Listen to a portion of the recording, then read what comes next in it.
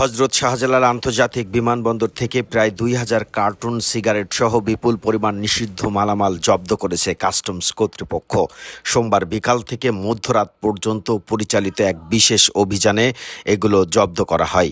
জব্দ করা মালামালের মধ্যে ২,০০০ কার্টুন সিগারেট ছাড়াও রয়েছে আমদানি নিষিদ্ধ ১৫০০টি ভেপ, ১০০ কেজি নিষিদ্ধ রং ফর্সাকারী ক্রিম, মোবাইল ফোন ১০২টি এবং কসমেটিক্স ২০০ কেজি। ঢাকা কাস্টমস হাউজের কমিশনার মোহাম্মদ জাকির হোসেন এই তথ্য নিশ্চিত করেছেন। কাস্টমস সূত্রে জানা যায়, মধ্যপ্রাচ্য, ভারত, থাইল্যান্ড, মালয়েশিয়া এবং সিঙ্গাপুর থেকে আসা বিভিন্ন ফ্লাইটের প্রায় শতাধিক যাত্রীর কাছ থেকে এসব নিষিদ্ধ মালামাল জব্দ করা হয়েছে। জব্দ করা মালামালের শুল্ক প্রায় ১ কোটি টাকা।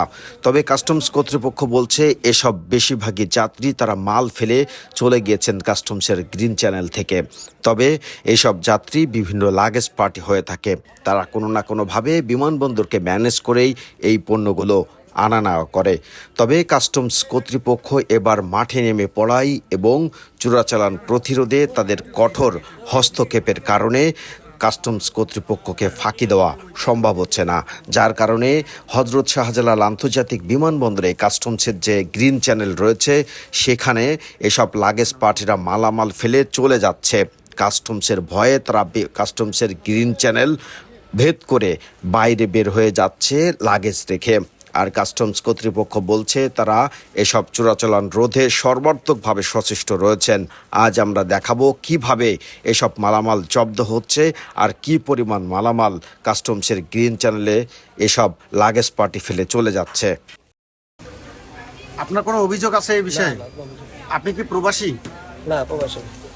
আপনি তাহলে এই যে কাস্টমসের স্ক্যানিং এ পাওয়া গেল যে আপনার লাগেজের ভিতরে প্রচুর পরিমাণে কসমেটিক্স আছে। বেশি না, আপনার 20 কেজি আছে, 20-25 কেজি আছে।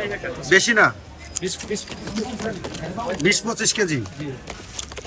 এর মধ্যে হ্যাঁ, ওইটার মধ্যে আছে, আরো আছে, আপনারা নিশ্চয়ই দেখবেন। আমি আপনাদেরকে দেখাচ্ছি। অত্যন্ত দুঃখের বিষয় যে আমাদের এইগুলো আমরা আমরা খুবই দুঃখিত যে একটা রাষ্ট্রের প্রতি আমাদের যে মায়া একদমই নাই।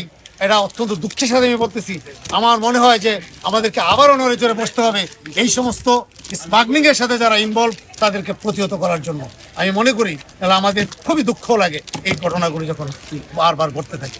যাত্রী বলতেছে যে এতগুলো জিনিস আনার পর সে মনে করতেছে অল্প, কিন্তু আসলে তার মতো যদি 200-300-400 যাত্রী নিয়মিত আসা যাওয়া করে, তো আপনি দেখবেন যে বাংলাদেশের ইন্ডাস্ট্রি এক সময় বন্ধ হয়ে যাবে।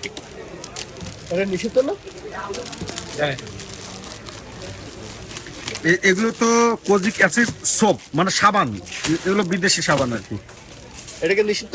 অবশ্যই তো বাইরের। এটা তো নিষিদ্ধ না।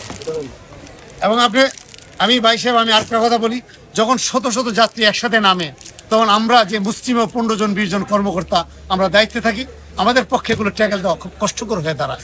তখন এই সুবাদে তারা বাড়িয়ে পড়ে, এবং যদি একটু ভিড় পড়ে তখন চিল্লাচিল্লি শুরু হয়ে যায় যে এখানে ভিড় পড়ে গেছে, কিন্তু তখন আমাদের কিছু করার থাকে না।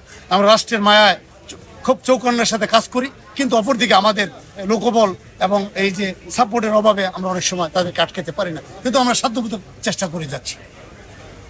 প্রিয় দর্শক, যখনই কাস্টমস সচেষ্ট হয় তখনই লাগেজ পার্টির সদস্যরা যারা ফ্লাইটে লাগেজ পণ্য আনে তারা কাস্টমসের গ্রিন চ্যানেলে এভাবে বিভিন্ন আমদানি নিষিদ্ধ পণ্য ফেলে তারা চলে যায়। কাস্টমসের সতর্কতা বুঝতে পারলেই এসব লাগেজ পার্টি লাগেজ ফেলে চলে যাচ্ছে, কিন্তু তাদের ধরা যাচ্ছে না।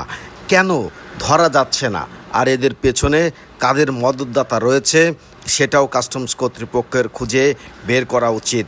কেননা এভাবে যদি লাগেজ পার্টি পণ্য আনতে থাকে তাহলে দেশীয় ব্যবস্থায় অনেক ক্ষতিগ্রস্ত হবে এবং দেশীয় ব্যবসা এক সময় ধ্বংসের পথে পতিত হবে।